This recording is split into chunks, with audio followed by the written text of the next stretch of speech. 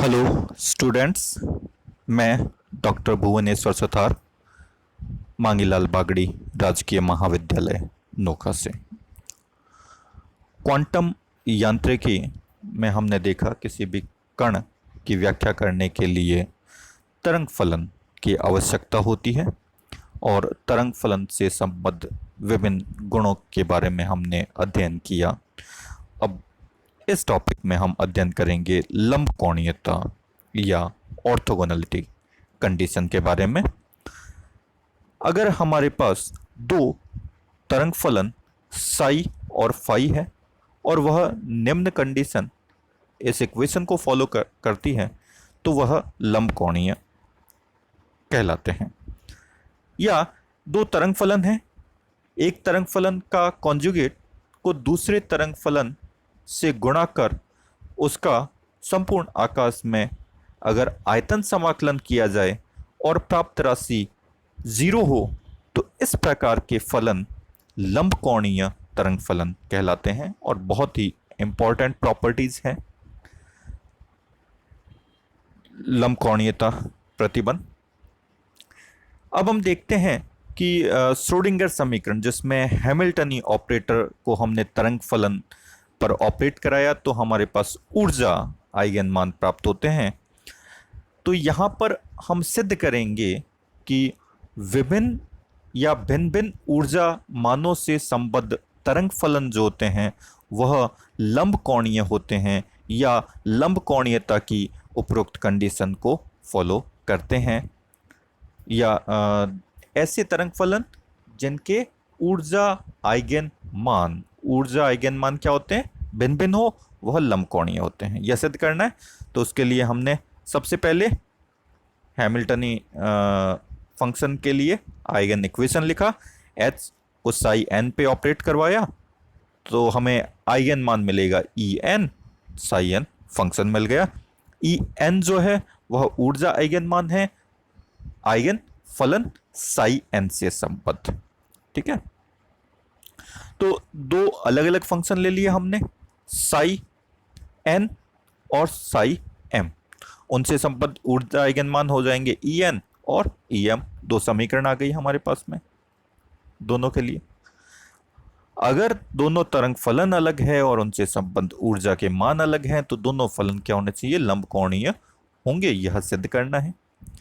उसके लिए हमने तरंग फलन जो समीकरण नंबर 3 है उसको साई एम स्टार से गुणा कर किया दोनों तरफ और आयतन समाकलन किया तो हमारे पास समीकरण प्राप्त होती है 5 psi m star H psi n d v equal to E N.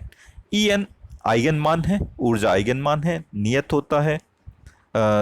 आयतन समाकलन में कोई कांस्टेंट राशि है तो आयतन समाकलन से हमने बाहर ले लिया इसको। Integration psi star m psi n d v. अब हमने समीकरण 4 का संयुग में लिया तो हमारे पास एच साई एम का स्टार और राइट हैंड साइड में ई एम साई एम का स्टार। अब यहाँ पर एक प्रॉपर्टी हम यूज कर रहे हैं जो हमने पहले भी लिखा था कि ऊर्जा आइगन मान जो होते हैं या ये जो कंप्लीट हैमिल्टनी ऑपरेटर है वह हर्मिशियन ऑपरेटर होता है और हर्मिशियन ऑपरेटर के आइगन मान जो होते हैं वो वास्तविक होते हैं। इसको हम सिद्ध बाद में करेंगे। इस प्रॉपर्टीज को यूज हमने यहाँ पर कर लिया है। तो ई एम का जो स्टार होगा, इसका कॉन्जुगेट जो होगा वह सेम राशि प्राप्त होती है। अगर रियल है तो कॉन्जुगेट सेम राशि प्राप्त होती है, कोई परिवर्तन नहीं आएगा। इसको हमने यहाँ पे यूज किया है। सिद्ध हम कुछ देर बाद करेंगे इसी वीडियो में इसको। ठीक है, इसको हमने साई एन से गुणा किया और समाकलन कर दिया तो H psi m star psi n d v equal to E m. E m constant है, इंटीग्रेशन से बाहर आ गया, psi m star psi n d v. यहां पे हमने दाईं ओर से इसको गुणा किया है और आयतन समाकलन कर दिया तो हमारे पास दो समीकरण आ गए, समीकरण 5 और समीकरण नंबर 7, जो तुल्य सा समीकरण दिख रहा है। हैमिल्टनी ऑपरेटर जो है वह हर्मिशियन ऑपरेटर है। तो हर्मिशियन ऑपरेटर की परिभाषा से, हर्मिशियन ऑपरेटर की परिभाषा क्या होती है वो हमने पहले डिस्कस कर चुके हैं, पहले देख चुके हैं कि दो अलग अलग फंक्शन हैं, साई एन और साई एम। तो उसके लिए ये इस कंडीशन को फॉलो करते हैं, इस इक्वेशन को फॉलो करते हैं, तो क्या कहलाते हैं, हर्मिशियन ऑपरेटर, हर्मिशियन होंगे फंक्शन ऑपरेटर। दो डिफरेंट फंक्शन और दो डिफरेंट ऑपरेटर के लिए हमने यह कंडीशन फाइंड आउट की थी, जिसको पढ़ा था हमने, इस प्रॉपर्टी को यूज किया। तो एच साई एम का star psi n d v equal to integration psi m का star H psi d v. Psi है यहाँ पे प्राइम या कोई स्टार नहीं लगा हुआ, रियल फंक्शन है। इस प्रॉपर्टी को हमने यूज किया तो यहाँ पर हम देख सकते हैं समीकरण 7 का जो पार्ट है वह समीकरण 5 के लेफ्ट हैंड साइड के तुल्य आ जाएगा। इस केस में समीकरण 7 में हमने मान रख दिया और यह समीकरण 5 के मान के तुल्य है, तो समीकरण 9 और समीकरण 5 को आपस में घटा दिया, उसका लेफ्ट हैंड साइड इक्वल था, कैंसिल होकर 0 हो जाएगा।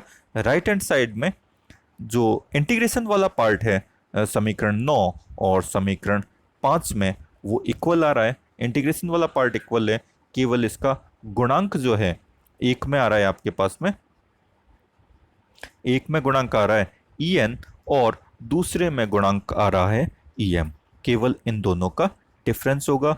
तो हमारे पास समीकरण कुछ इस प्रकार से आ जाएगी, E m minus E n integration psi m star psi n d v equal to 0। अब हमने इस समीकरण का मान 0 होने के लिए क्या कंडीशन होगी, जब ई एम और ई एन इक्वल नहीं है। दो टर्म का मल्टीपल 0 कब होता है, जब दोनों में से एक 0 हो। हमने कंडीशन क्या ली है, E m not equal to E n, जब ये दोनों बराबर नहीं है तो इसका मान 0 नहीं होगा। इस ब्रैकेट में दोनों क्वांटिटी अगर अलग अलग है तो डिफरेंस 0 नहीं होगा, तो डेफिनेटली जो रिमेनिंग पार्ट है इंटीग्रेशन वाला वो 0 होना चाहिए। और ये जो कंडीशन है दो फलन के लिए वो लंब कोणीयता की कंडीशन को फॉलो करता है। और कब होगा ये, जब E m not equal to E n, अर्थात दो भिन्न भिन्न मानों से संबद्ध तरंग फलन क्या होते हैं, लंब कोणीय होते हैं। तो यह कंडीशन हमने यहाँ पे सॉल्व करके फाइंड आउट कर ली। तो यहाँ पर एक कंडीशन हमने पहले पढ़ा था, प्रसामान्यकरण condition, normalization condition, psi star psi d v का इंटीग्रेशन किया जाए तो पूरे स्पेस में 0 मिलता है। दो डिफरेंट फंक्शन के लिए इसका मान 1 मिलता है और दो डिफरेंट फंक्शन के लिए इसका मान 0 प्राप्त होता है। अगर इन दोनों को कंबाइंड करके हम इक्वेशन लिखें कि अगर दोनों फंक्शन, हमने क्या डिफाइन कर दिया, psi m star psi n d v equal to 0। 0 कब होगा, जब m और n इक्वल हैं, और जब m और n अनइक्वल हैं तो उस केस में हो जाएगा 0। और इसको जनरलाइज कंडीशन में Kronecker delta function delta n m, इसका मान 0 होता है और 1 होता है। 0 कब होगा, जब n not equal to m प्राप्त होता है, और जब n इक्वल टू m होगा तो उस केस में इसका मान क्या होता है, 1 प्राप्त होता है। तो यह कंडीशन रिवर्स होता है। यह कंडीशन जो होती है क्रॉनिकर डेल्टा फंक्शन की होती है। यह कंडीशन के साथ में हमने इसको एक कंबाइंड इक्वेशन, एक सिंगल इक्वेशन के फॉर्म में लिख दिया है। तो यह इक्वेशन जो है वह दोनों कंडीशन, प्रसामान्यकरण कंडीशन और लांबिक कंडीशन को एक साथ सेटिस्फाई करता है। तो इसको ऑर्थोनॉर्मल प्रसामान्य लांबिक प्रतिबंध कहते हैं। इन जनरल फॉर्म में हमने इसको डिफाइन कर दिया है। तो यह हमने देखा कि दो तरंग फलन से संबद्ध, दो भिन्न भिन्न आइगन मान से संबद्ध तरंग फलन जो होते हैं वह लंब कोणीय होते हैं। यह हमने सिद्ध किया। धन्यवाद। Thank you.